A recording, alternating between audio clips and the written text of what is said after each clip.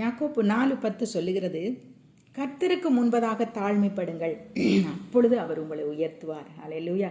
சில நேரங்களில் உங்களுடைய என்னுடைய ஆசீர்வாதத்திற்கு நம்ம என்ன நினச்சிட்ருக்கோம், கூட இருக்கிறவங்க தான் காரணம், என் சூழ்நிலை தான் காரணம், என் குடும்பத்தில் உள்ளவங்க தான் காரணம், இல்லை பக்கத்தில் உள்ளவங்க காரணம், ஏதோ ஒரு ரீசன் நம்ம சொல்கிறோம். இல்லை, சில நேரங்களில் நம்ம பார்த்திங்கன்னா ஒரு தாழ்மை இல்லாமல் ஒரு பெருமையோடு ஒரு அகந்தையோடு அந்த மாதிரி நம்மளுடைய மனநிலைமையோடு நாங்கள் இருக்கும்போது அநேக ஆசீர்வாதங்கள் தேவனிடத்திலிருந்து நமக்கு வர்றதுக்கு தடையாக இருக்கிறது. அப்போ நமக்குள்ளே என்ன தடை இருக்கிறது என்பதை நம்ம பார்த்து அந்த தடைகளை நம்ம நீக்கும் போது நமக்கு தேவையான ஆசீர்வாதம் கர்த்தரிடத்திலிருந்து நமக்கு வருகிறத நம்ம பார்க்க முடிகிறது.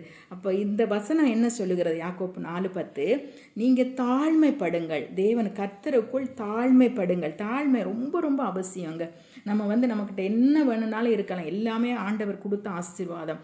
அந்த ஒரு எண்ணம், அந்த ஒரு மனநிலைமை நமக்கு வரணும். கொஞ்சமாக இருந்தாலும் சரி, அதிகமாக இருந்தாலும் சரி, மனத்தாழ்மையாக இருக்க, பொறுமையாக இருக்க, பிறரை நேசிக்க நம்ம தவறு விடக்கூடாது. இந்த தாழ்மை நமக்குள்ள அதிகமாக அதிகமாக கர்த்தருக்குள்ள நம்மளை தாழ்மைப்படுத்துகிறவர்களை அவர் என்ன செய்கிறாராம்? அவர் உயர்த்துகிறாராம். அப்போ நம்ம சில நேரம் நம்ம நினைப்போம், நம்ம தாழ்மையாக இருக்கிறதுனால நமக்கு என்ன பலன் உண்டுங்க.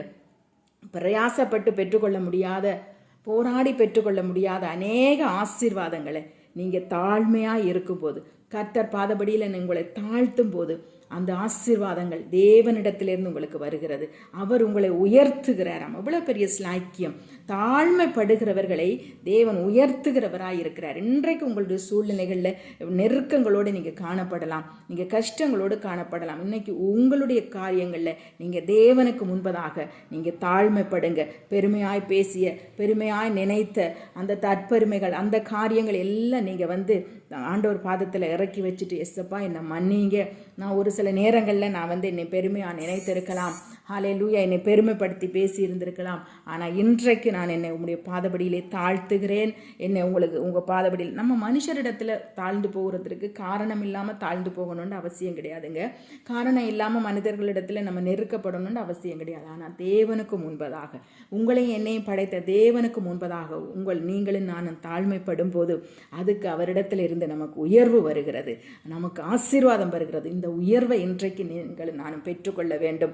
தாழ்மையாக இருப்பது ஒன்றும் பெரிய விஷயமே கிடையாது. கர்த்தர் பாதத்தில் உங்களையும் என்னையும் தாழ்த்தும் போது நிச்சயமாய் கர்த்தர் உங்களை உயர்த்துவார். எல்லா சூழ்நிலையிலிருந்து ஒரு விடுதலை கிடைக்கும். God bless you.